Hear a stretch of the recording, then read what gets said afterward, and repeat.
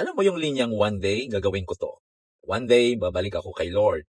Pero bro, sis, what if that one day never comes? We always wait for the perfect time, perfect mood, perfect situation.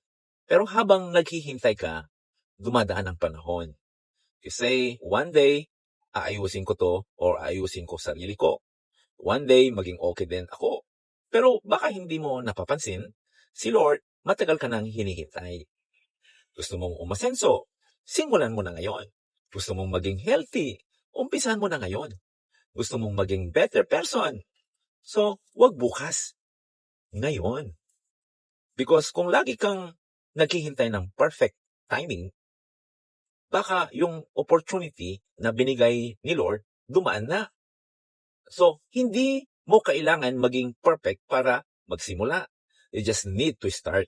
Kasi minsan, habang hinihintay mong maging ready ka, si Lord na pala ang ready magbago ng buhay mo.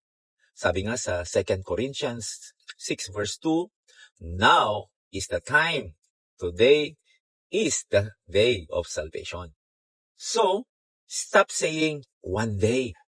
Stop waiting for tomorrow to change, to forgive, to pray, because your one day is today.